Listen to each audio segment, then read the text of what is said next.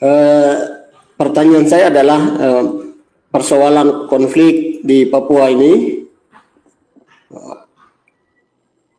persoalan akar konfliknya atau persoalan konflik di Papua ini yang berkepanjangan itu, pertanyaannya mengapa atau apa penyebabnya sebenarnya. Saya melihat sini ada 5 akar selain yang sudah ditampilkan oleh LIPI. Nah, saya kira saya poles lagi menyangkut akar persoalan ini. Pertama itu soal konflik penentuan hak politik bangsa Papua Barat. Jadi saya kira ini soal hak politik yang dirampas juga. Jadi oleh karena itu ya itu menjadi tuntutan yang terus berjalan sampai hari ini. Jadi ini hak politik bangsa Papua Barat.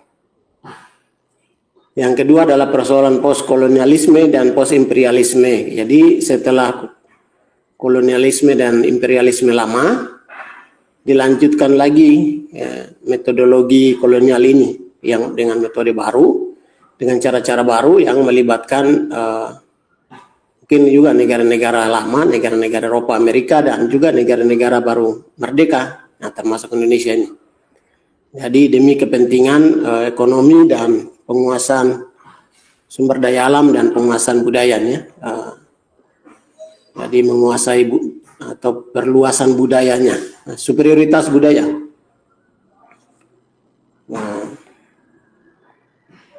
Dan yang ketiga adalah persoalan pergeseran dan perampasan atas hak-hak orang asli Papua di segala bidang. Ya.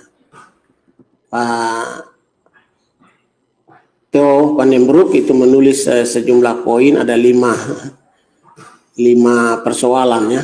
Jadi di bidang ekonomi, di bidang hukum, di bidang politik, keamanan.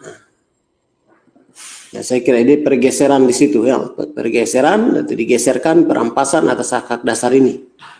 Orang Papua sebenarnya punya hak untuk misalnya ekonomi, harusnya diberi kewenangan untuk bisnis atau dan seterusnya, tapi dibatasi, bahkan tidak diberi. Yang keempat adalah kepentingan investasi eksploitasi sumber daya alam yang melibatkan para oligarki yang ada di tubuh pemerintah dan TNI Polri.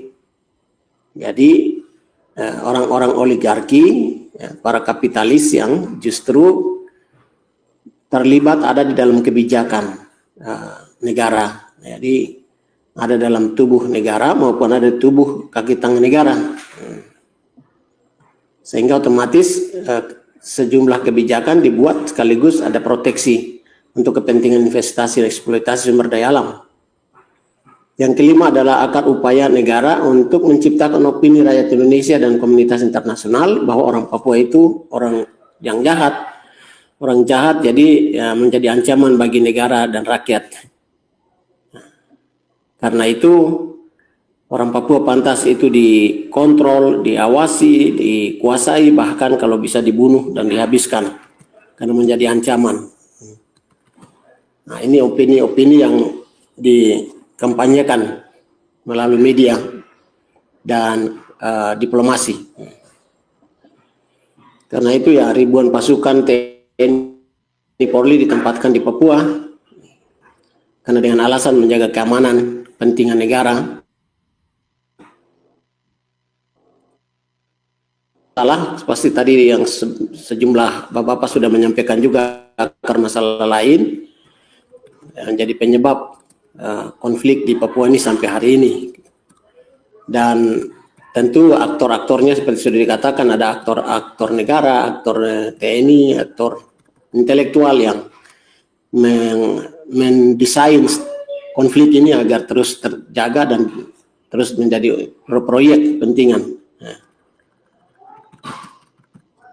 Oleh karena itu saya kira solusinya adalah dengan adanya pembunuhan yang akhir-akhir ini, beberapa minggu terakhir ini terhadap Mama Mirip itu, ya perlu ada tim investigasi independen yang perlu dibentuk supaya dibawa ke ranah hukum. Siapa pembunuhnya dan itu dari segi hukum ya perlu secepatnya diselesaikan dan dilihat siapa aktor pembunuh sesungguhnya. Kemudian solusi berikut adalah orang Papua dan para pemimpinnya mestinya harus mengadakan doa bersama seperti tadi Pak Pendeta tadi sudah katakan, Sekretaris dari Sinode GKI, perlu adanya doa bersama, mengadakan doa bersama dan rekonsiliasi. Rekonsiliasi yang melibatkan semua komponen Papua, baik komponen perjuangan sipil maupun komponen perjuangan militer, sayap militer, perjuangan politik dan semua gereja. Gereja menjadi mediator untuk rekonsiliasi ini. Dan berupaya itu menjadi kemudian rekonsiliasi untuk lembaga politik Papua ini, ULWP, supaya jembatan politik perjuangan orang Papua ini berperan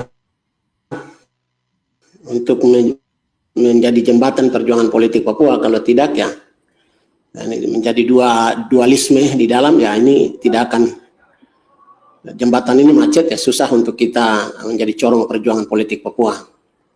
Jadi kalau bisa doa bersama dan rekonsiliasi oleh semua komponen perjuangan Papua dan lembaga atau jembatan politik Papua ini, ULWP ini, supaya diselesaikan konfliknya.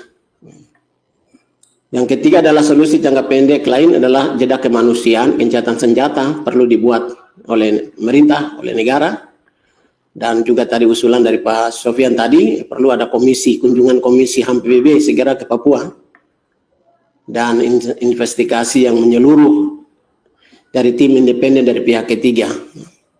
Perlu ada investigasi itu kalau kita desak negara supaya presiden membuat suatu investigasi melibatkan pihak independen, ya, tidak melibatkan negara dan Papua tapi pihak lain. Keempat adalah solusi untuk jangka panjang, ya perlu dialog politik antar pemerintah Republik Indonesia dan rakyat Papua untuk menyelesaikan masalah akar konflik politik yang tadi sebagai akar pertama dengan mediasi pihak ketiga seperti yang dilakukan oleh Aceh. Nah itu solusi yang keempat. Saya kira itu saja dari saya. Semoga ini kita bisa diskusi dan